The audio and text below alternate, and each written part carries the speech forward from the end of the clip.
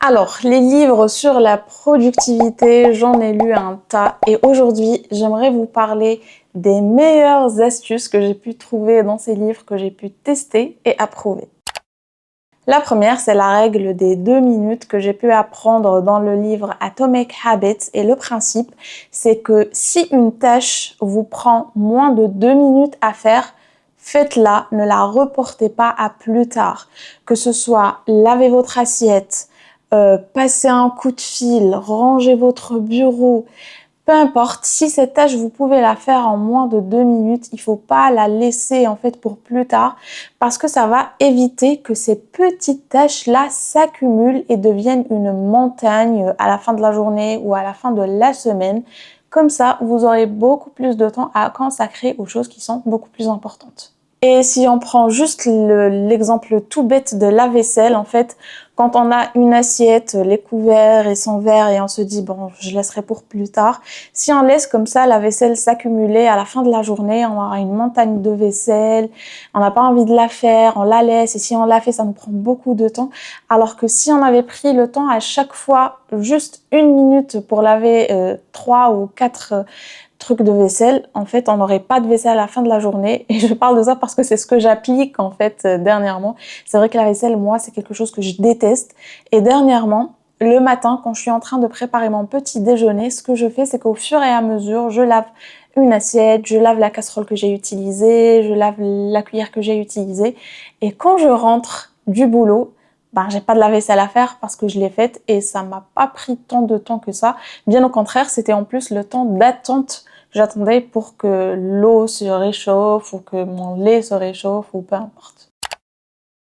La deuxième astuce, c'est la méthode du time blocking ou du time batching, peu importe comment vous l'appelez. En fait, ça consiste tout simplement à regrouper la même tâche et à bloquer une certaine plage de temps pour la faire. C'est en fait une méthode très très simple et très efficace, surtout pour organiser et structurer vos journées. Donc par exemple, si vous avez l'habitude de travailler un petit peu n'importe comment, vous commencez à travailler sur une tâche, ensuite vous allez répondre à vos mails, ensuite vous travaillez un petit peu d'une autre tâche, etc. En fait, ça a été prouvé scientifiquement qu'il nous faut un petit laps de temps pour pouvoir rentrer dans cet état de flow, cet état de concentration. Et donc, dès qu'on sort de cette concentration par rapport à cette tâche, en fait, on perd ça. Et donc, il nous faut un autre temps pour se réadapter, pour se reconcentrer comme il faut avec la tâche. Et en fait, tout ça, c'est une perte de temps. Tandis que si vous vous concentrez, par exemple, on va dire de 9h à 10h, vous vous concentrez que sur cette tâche, vous ne faites rien d'autre à côté. Ensuite, de 10h à 11h, vous répondez à tous vos mails et vous faites rien d'autre.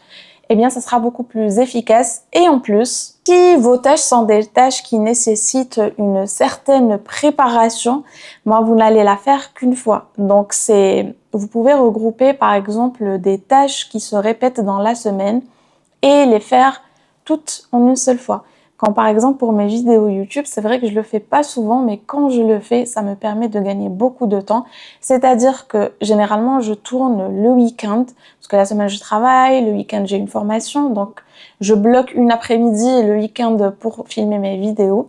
Mais quand je prends le temps de tourner 2 à 3 vidéos, en fait le temps de préparation, que ce soit pour me préparer moi, pour préparer mon matériel, eh bien je le fais qu'une seule fois au lieu de le faire plusieurs fois si je filme sur plusieurs jours. Et en plus, comme je vous ai dit, quand vous vous focalisez comme ça sur une tâche, après il y a un certain flow, donc ça va aller plus rapidement que si vous faites une partie aujourd'hui, une partie un autre jour. Pour la troisième astuce, c'est déléguer et dire non. Et ça, c'est très très difficile pour les personnes comme moi qui ont besoin d'avoir le contrôle sur tout et qui ont beaucoup de mal à dire non aux autres. Donc ça va être quelque chose qui va vous permettre de gagner beaucoup de temps et donc de gagner en productivité. Il est impossible que vous puissiez faire tout vous-même ou que vous puissiez répondre aux attentes et aux demandes de tout le monde. Donc, il faut savoir dire non de temps en temps. Il faut savoir dire oui de manière réfléchie et consciente parce que généralement, quand vous dites oui à tout, soit vous allez bâcler ça, soit vous allez négliger certains autres aspects. Généralement, vous allez négliger des aspects de votre vie à vous en essayant de rendre service aux autres. Donc, faire très attention à ce à quoi on dit oui. Et ensuite, si quelque chose ne vous apporte pas de valeur ou quelqu'un d'autre peut la faire tout simplement, eh ben, déléguez-la. On prend généralement souvent l'exemple du ménage qui peut parler à tout le monde. Si par exemple, durant votre semaine, vous trouvez que vous perdez 2 heures à faire le ménage alors que vous aimeriez consacrer ces 2 heures à votre famille, que vous aimeriez consacrer ces 2 heures à vos loisirs ou à sortir ou peu importe, eh bien, payez quelqu'un pour faire votre ménage et prenez en fait ce temps et faites-en ce que vous voulez. Donc, déléguer, ça peut être délégué à quelqu'un qui est payé pour le faire, mais on peut déléguer, par exemple, ou demander de l'aide à des amis ou à de la famille. Ensuite, nous avons du livre Deep Work qui, en fait, le principe est assez simple. On en a un petit peu parlé, ça rejoint un petit peu le time blocking ou le time batching. C'est que quand vous travaillez sur une tâche sans aucune distraction, de manière intense, eh bien généralement cette tâche va vous prendre beaucoup moins de temps que si vous travaillez mais que en surface ou que en partie. Il est très important d'éliminer toutes les distractions. Si vous avez une tâche à faire, ben mettez votre téléphone dans une autre pièce, désactivez les notifications, demandez à vos proches, si c'est quelque chose que vous êtes à la maison, de ne pas vous déranger pendant un certain temps et focalisez-vous sur cette tâche.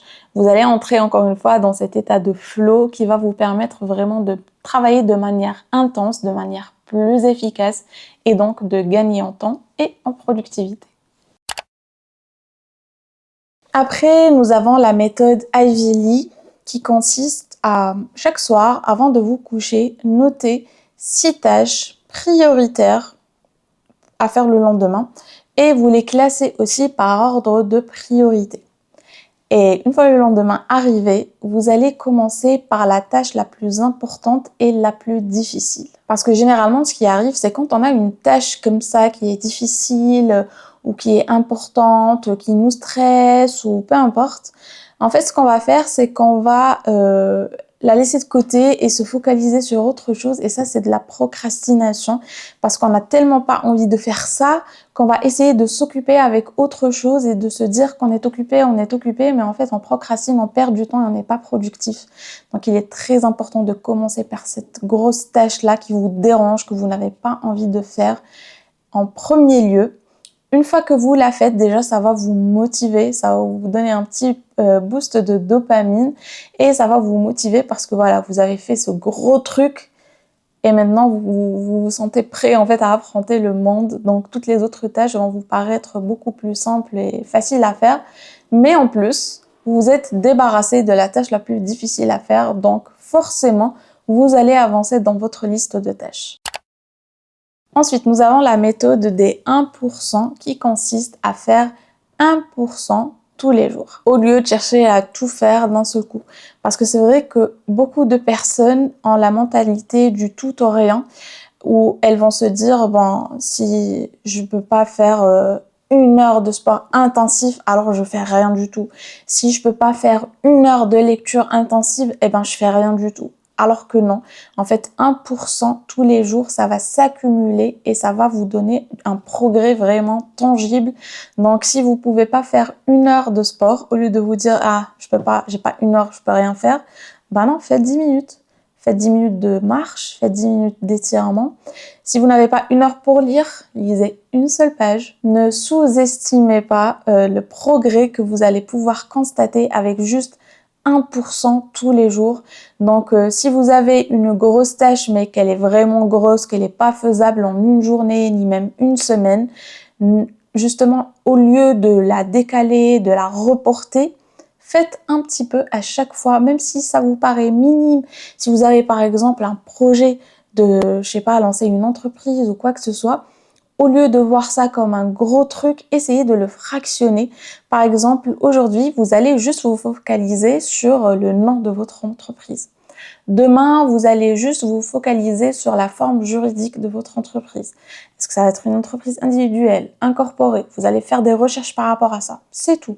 La semaine prochaine, vous allez commencer à faire votre business model Canva, ou je sais pas comment on l'appelle en français, modèle d'affaires, je pense. Et vous allez faire juste une case, la moitié d'une case. Et comme ça, à chaque fois, vous allez avancer. Tandis que si vous repoussez, vous ne commencez jamais, eh bien, c'est un petit peu comme, je sais pas si c'est un proverbe de quel pays où on dit, je suis sûre que je dis du n'importe quoi, mais l'idée est là, c'est que comment on mange un éléphant. Et en fait, on peut pas manger un éléphant et j'espère que personne ne mange des éléphants. Mais pour la métaphore, un éléphant, c'est géant. Donc, quand on pense à le manger avec notre petite bouche, on peut pas. Mais si on pense à prendre morceau par morceau, ben, on pourra le manger. Et c'est comme ça pour ces tâches-là qui vous font peur ou que vous redoutez, que vous appréhendez, ben, prenez-les morceau par morceau. Ensuite, nous avons optimisé son environnement de travail. Je vous le dis à chaque fois, pour moi, c'est hyper important. Peut-être que pour certaines personnes, ça n'a pas énormément d'importance.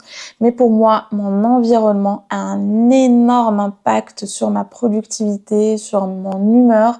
Donc, ayez un environnement de travail agréable, que ce soit au bureau, quand vous travaillez ou à la maison. Essayez de, je sais pas, de rendre votre espace de travail agréable, que ce soit bien rangé. Ayez des compartiments bien spécifiques. Essayez de bien ranger votre bureau, votre espace de travail. Mais essayez aussi d'apporter des petites décorations, comme des plantes. Les plantes, je trouve que c'est la meilleure décoration. Ça apporte beaucoup de vie. Peut-être des petits trucs qui vous inspirent, des petites photos, des petites citations. L'environnement, vraiment, ça a un impact. Des fois, on ne s'en rend même pas compte. Mais pour moi, travailler dans une pièce où il n'y a rien du tout, ou travailler dans une pièce qui est rangée, où il y a des petites décorations, où je me sens bien, je me sens à l'aise, où c'est agréable en fait à voir, ben, forcément, ça va me rendre beaucoup plus productive. Et aussi, essayer d'améliorer en fait vos séances de travail avec des petits trucs qui vous font plaisir, comme un petit café, un petit matcha, un petit chocolat, un petit diffuseur d'huile essentielle, peut-être que vous pouvez écouter de la musique classique, bref, essayez de rendre votre environnement de travail le plus agréable possible pour vous. Prendre des pauses régulières, ça c'est très important. En fait, notre cerveau, il n'est pas fait pour rester concentré et travailler pendant des heures. À un certain moment, vous allez épuiser votre énergie mentale et en fait, vous allez juste faire du surplace, vous allez juste patiner, vous n'allez pas avancer. Donc, il est préférable de faire des pauses régulières. Vous pouvez par exemple utiliser la méthode Pomodoro. Personnellement, c'est ce que je fais. Donc, vous pouvez ajuster le temps de la méthode Pomodoro, mais par défaut, c'est 25 minutes. Donc, vous travaillez pendant 25 minutes, vous prenez une pause de 5 minutes. Moi, par exemple, quand je fais mes montages, je préfère faire un tour d'une heure et puis prendre une pause de 10 à 15 minutes. Je pense que c'est beaucoup plus approprié. 25 minutes, ça passe beaucoup trop rapidement.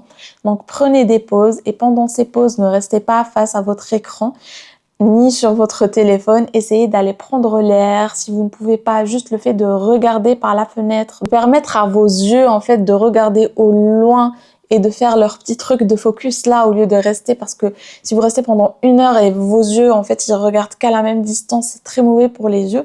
Donc essayez de regarder au loin, puis de regarder quelque chose de plus près, peut-être écouter quelque chose, faire des exercices de respiration, peut-être même une petite séance de 5 minutes de méditation, aller boire de l'eau, peut-être aller discuter avec votre collègue.